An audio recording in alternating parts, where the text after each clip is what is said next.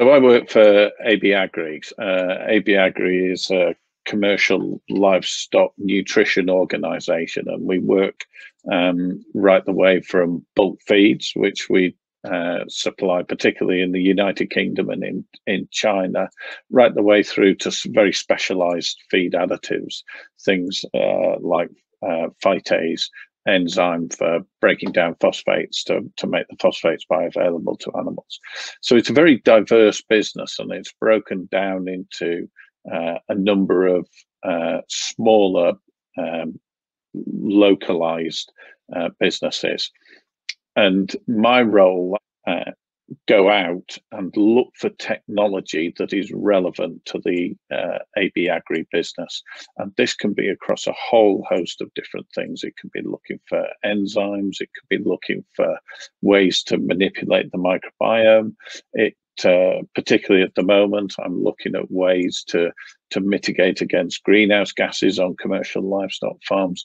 And I also look at things such as gut health, so trying to understand how to remove antimicrobials from the livestock feed chain is particularly important at the moment, as people interested in ag will know, I'm sure.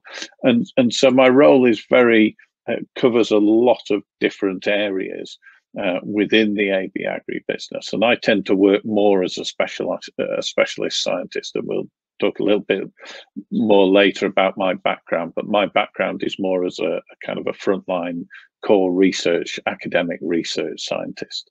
And so that's how the business tends to use me.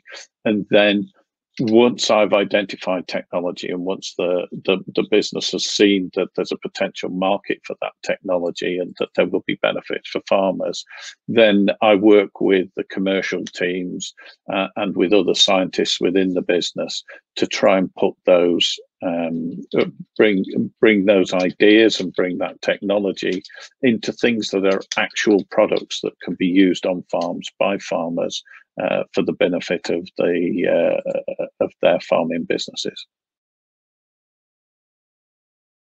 So behind me is a world map, and you'll see that there are a number of.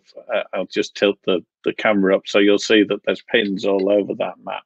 And actually, historically, for the first 5 years of working for AB Agri, 5.5 years, I travelled extensively. So as an example, I did around about 85 flights in 2019, and I think I did 9 or 10 last year. So my role has changed with COVID-19. But previously, a lot of the work that I did was really going to scientific conferences within the scope of the work that AB Agri does and the products that AB Agri delivers, and actually talking to the scientists, talking to academic research scientists, talking to small businesses, understanding the new products and the new technology that small businesses are bringing into our industry. And of course, agriculture is a global industry, and actually chickens, particularly chickens, pigs, and dairy are global industries. So it's important to understand exactly what's going on around the world. Now, because of circumstance and because of where the money is and the investment money is, I did spend quite a lot of time in California, particularly San Francisco, because you go to quite a few conferences when new technology is being brought forward. But I spend a lot of time in normal years in continental Europe as well, because there's a lot of innovation coming through the EU, particularly in bioprocess biotechnology. But these are all things which are of interest to the business, so that we actually understand where the benefits for commercial livestock agriculture are going to come from. Over the past year, as I say, my life has changed, and I've been sat in this chair for most of the past year. I do some due diligence, so I look at the technical due diligence of major projects that we're investing in. So I look at whether I think it's possible, and I look at if the technology seems to be new. I've done quite a bit in the last few years. I've increased the amount of work I do on intellectual property. So I'll tend to do IP searches, look to see, particularly a thing called freedom to operate, which doesn't sound very interesting, but actually it's about understanding whether somebody has patented something that we want to do. So I do that kind of search. And generally, I find that I look in different places now. So I spend quite a bit of time on LinkedIn, for example, because I'm connected to a lot of people. So a lot of information comes in off LinkedIn. So it's it's a real mix of things that I do now. It's exchanging emails and conference calls with academics. It's conference calls with colleagues. It's working with lawyers, which is actually more interesting than some might think. And it's just generally trying to build knowledge and increase the knowledge of the business in the areas that we work in.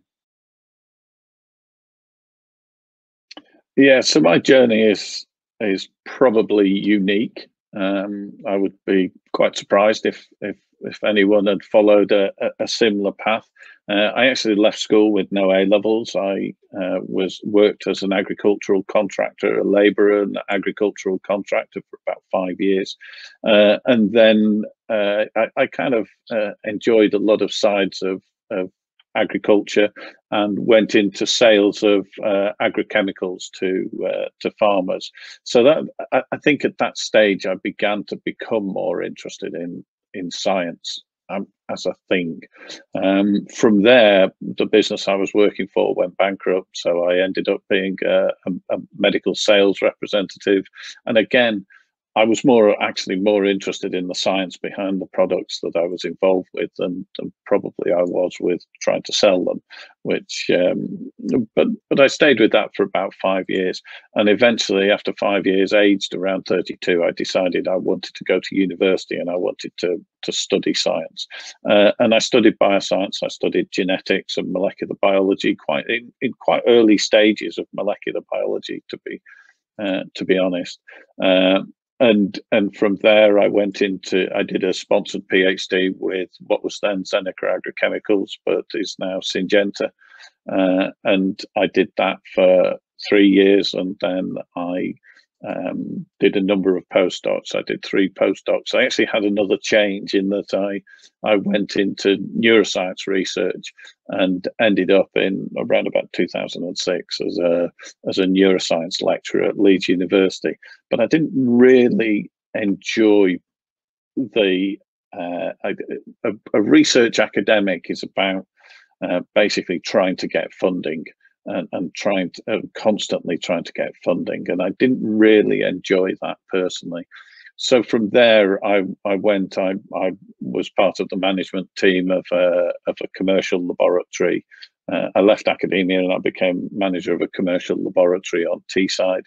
And then I applied for a role at AB Agri, and this was the role I applied for. It looked interesting, and they obviously felt that I could bring something to the business.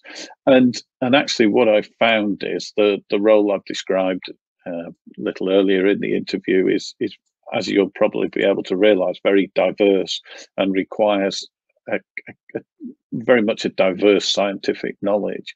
And because of the nature of the kind of winding road that I've gone on through my scientific career, I've actually accumulated a diversity of knowledge that is essential for the work that I now do. I think as a scientist, when I first started in this role, I had been working as a true academic research scientist, and even when I was working within the commercial sector, I was still working very much on what I would describe as an commercial academic project, in the sense that we were trying to understand if something actually would work or not. And at that stage, although we understood the end game was very much a high value commercial product, we weren't actually working on that. We were working on the fundamental science that would lead to that product. what's happened since I've worked at AB Agri, I came in quite naive. I would go to my then boss, who was on the senior leadership team, so a member of the board of directors, and I'd say, I found this piece of science and it's really interesting and really exciting. And he'd look at me and say, how do I make money out of that? And of course, that's the absolute key in this commercial environment in which I function within AB Agri. It's key to understand the science, understand how the science works, and understand if it's robust. And within that robust science, can you be sure that you can create a commercial product from that? And that's the first thing. And the next thing is, can the business make money out of it? And will it be beneficial to farmers? So you've got to look at all those things. There might be instances where the science is very good and robust, but could we actually manufacture it at sufficient scale? Could we develop it at sufficient scale, or develop it in such a way as we could actually deliver it to customers? And if the answer to that's no, then it doesn't matter how good an idea it is, it's not going to be successful. And then the next thing is, and this is particularly important in agriculture, there's kind of no marketing scams in agriculture. If it doesn't work, you will get found out. So it's really important that not only is it a good business case for AB Agri, it's also a good business case for the farmers and the end users. So it's really important to understand the whole commercial picture when you're working in a role such as mine. I'm looking for different ideas, and in some instances I am actually looking at that core academic science and saying to people within the business, this is going to be interested in 3, 4, 5 years time. At the moment, it's not suitable and it won't be commercial. But in 3, 4, 5 years time, it may well be. So we need to watch that. So really, I think it's that integration of understanding, of working particularly as part of a team and working with colleagues who are involved in actually understanding what the customer wants. So working with on-farm teams and them coming to us with the problems and then that farmers are facing, and then us as an innovation team trying to understand how we solve those problems in a way that's both economically and practically appropriate for a commercial ag setting. And I think there is an element that the guy who became my boss and who interviewed me kind of looked at it and said, I've got a lot of nutritionists on my team. I haven't got anyone like you. And so I was brought in specifically because I'm of lateral thinking, of thinking differently to the way that the business currently feels. But I think it needs to be understood within our business. We're a business that turns over around 1.4 billion pounds a year, and so there's a huge diversity of roles. We've got I work with accountants, I work with marketing people, I work with business strategists. We have people who are involved on the commercial side, going out and selling. So there's a number of specialist agriculture jobs, particularly things like the on-farm roles and the sales roles, and the technical roles, actually visiting farmers. And I would add those people are highly educated. A significant proportion of our on-farm people are PhD scientists and nutritionists, but there's a massive diversity of roles within agriculture, and the one thing that's absolutely certain about agriculture is everyone in the UK and around the world wants to eat, and so agriculture is definitely not going anywhere. Even in these unusual times, agriculture is an extremely stable profession to be in. I think diverse just because the business is so diverse. There's so many different aspects to a global agriculture business such as AB Agri.